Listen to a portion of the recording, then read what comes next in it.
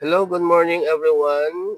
Blessed Monday sa inyong lahat at December 16, 2024.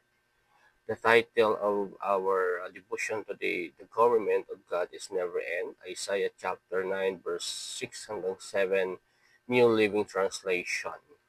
The passage says, "For a child is born to us, a son is given to us, the government will rest on his shoulders, and he will be called Wonderful Counselor, Mighty God, Everlasting Father, Prince of Peace.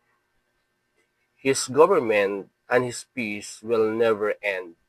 He will rule with fairness and justice from the throne of his ancestor David for all eternity."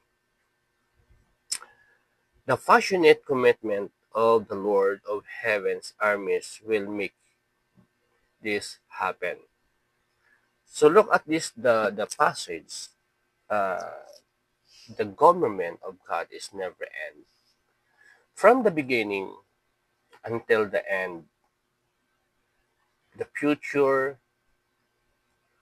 His government is still. So for a child is born to us, di ba? A son is given to us, the government will rest on his shoulder. So nasa kanya ang lahat ng pamamahala, nasa kanya ang lahat ng kapangyarihan. Walang ibang maghahari kundi ang ating Panginoon. So napakapalad natin because sa ganitong panahon ay inaalala natin yung kapanganakan ng ating Panginoong Hesus. So, pasalamat tayo dahil merong isang Jesus na pangalan na isinilang para sa ating kaligtasan dahil ang tao ay walang kasiguraduhan sa kanyang paruroonan.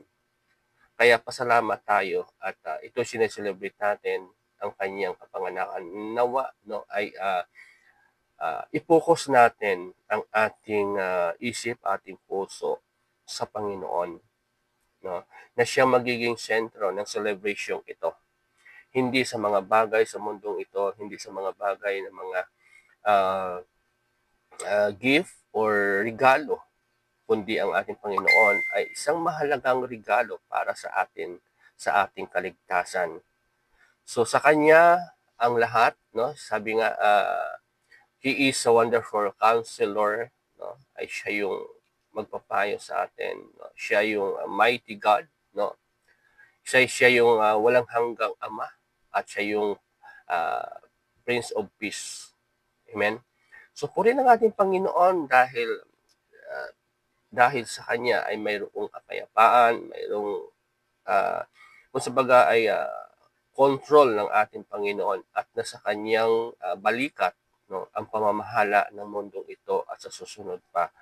So purihin ang ating Panginoon dahil napakabuti ng Diyos sa buhay natin. Nawa ay once again, I just want to say that na walang magiging sentro ng ating buhay, ng ating celebration ngayon, kundi ang ating Panginoon.